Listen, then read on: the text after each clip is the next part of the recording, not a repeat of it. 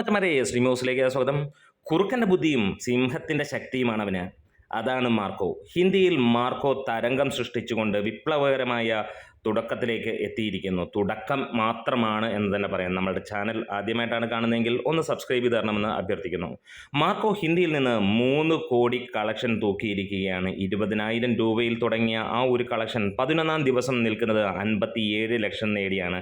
അങ്ങനെ 10 ദിവസത്തെ കളക്ഷൻ 2,36 ലക്ഷം രൂപയ്ക്കൊപ്പം 57 ലക്ഷം കൂടെ ചേർക്കുമ്പോൾ സിനിമ 2,96 ലക്ഷത്തിലേക്ക് എത്തുന്നു. അതായത് സിനിമ ഒരു ഗംഭീരമായിട്ടുള്ള ബ്ലോക്ക് ബസ്റ്റർ ആയിരിക്കുന്നു. ഹിന്ദി മേഖലയിൽ എക്സ്ട്രാ ഷോസും അഡീഷണൽ ഷോസും ഒക്കെ നമുക്ക് കാണാൻ കഴിയുന്നുണ്ടായിരുന്നു ഈ ദിവസങ്ങളിലെല്ലാം തന്നെ. 10ാം ദിവസം 548ഓളം റെഗുലർ ഷോകളായിരുന്നപ്പോൾ 11ാം ദിവസം 749ഓളം റെഗുലർ ഷോസുകളാണ് വന്നത്. ഒരു കാര്യം നമുക്ക് തോന്നുകയാണ്, KGF ഇറങ്ങുന്നതിന് മുമ്പാണ് ഈ മാർക്കോ വന്നിരുന്നെങ്കിൽ തീർച്ചയായും ഉണ്ണി മുകുന്ദനെ ആ സിനിമയിലെ നായകനായി പരിഗണിച്ചേനെ. നിങ്ങൾക്ക് എന്ത് തോന്നുന്നു എന്നുള്ള കമൻസിലൂടെ പറയാം. യശ് ചെയ്തത് മോശമായിരുന്നോ അല്ലെങ്കിൽ ഉണ്ണി മുകുന്ദൻ അതിൻ്റെ മുകളിൽ ചെയ്യുമെന്നോ താഴെ ചെയ്യുമെന്നോ ഒന്നുമല്ല ഉദ്ദേശിച്ചത്. കാരണം ഒരു മലയാളിയായ നടൻ അങ്ങനെ ഒരു സിനിമയിലേക്കൊക്കെ എത്തണമെങ്കിൽ നമ്മൾ ഒരിക്കലും ചിന്തിച്ചിട്ടില്ല. ഈ KGF ഒക്കെ ഇറങ്ങിയപ്പോൾ നമ്മൾ ചിന്തിച്ചാണ് മലയാളത്തിൽ നിന്നൊക്കെ ആരാണ് ഇങ്ങനെ ഒരു സിനിമയിൽ അഭിനയിക്കാനുള്ളത്.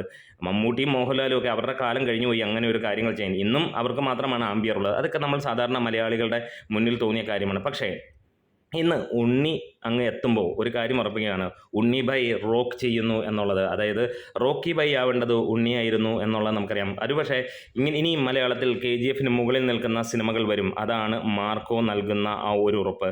കാരണം ഇതുവരെ മോളിവുഡിന് ഒന്നും ആകാൻ കഴിഞ്ഞിട്ടില്ല. മികച്ച സിനിമകൾ കൊണ്ട് സമ്പന്നമായിരുന്നു നമുക്ക്, പക്ഷേ ഒരിക്കലും നമുക്കൊരു മാസ് ഓറിയൻറ്റഡ് സംഭവങ്ങൾ ഒരിക്കലും കൊണ്ടുവന്നിട്ടില്ല. അതാണ് ഇന്ന് ആ തകർക്കപ്പെട്ടിരിക്കുന്നത്. അതായത് ഹിന്ദിയിൽ പോയൊക്കെ ഒരു പ്രേക്ഷകരെ പിടിച്ചിരുത്തുക എന്ന് പറഞ്ഞാൽ അത്ര എളുപ്പമല്ല. അവിടെ ഭയങ്കരമായിട്ട് ഒരു ലോബികൾ തന്നെയുണ്ട്. പ്രത്യേകിച്ച് എത്ര നല്ല സിനിമയാണെങ്കിൽ പോലും ആളുകൾ സ്വീകരിക്കില്ല. പക്ഷേ ഇവിടെ സാധാരണക്കാരിലേക്ക് ഇറക്കി വിട്ടപ്പോൾ, അവരറിയാതെ ഇറങ്ങിച്ചെന്നപ്പോൾ ഒരു കാര്യം ഉറപ്പിക്കുകയാണ്, അവിടെയുള്ള ജനങ്ങൾക്ക് ഇങ്ങനെയുള്ള സിനിമകൾ ഇഷ്ടമാണ്. പക്ഷേ ആ നോർത്ത് ഇന്ത്യൻ ലോബിയെ പൊളിച്ചടുക്കി സാധാരണ ജനങ്ങളുടെ മൗത്ത് പബ്ലിസിറ്റിയിലൂടെ ഈ സിനിമ വലിയ ഒരു വിജയത്തിലേക്ക് കുതിച്ചു.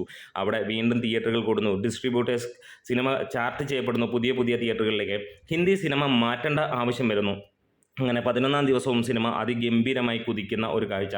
ഇനി തെലുങ്കിൽ കൂടെ കത്തിക്കഴിഞ്ഞാൽ 200 കോടി എന്ന് പറയുന്നത് സിമ്പിളായിട്ട് എത്തും. കാത്തിരിക്കാം. നമ്മുടെ വീഡിയോസ് ഇഷ്ടമെങ്കിലും സപ്പോർട്ട് ചെയ്യണം. Thank you bros.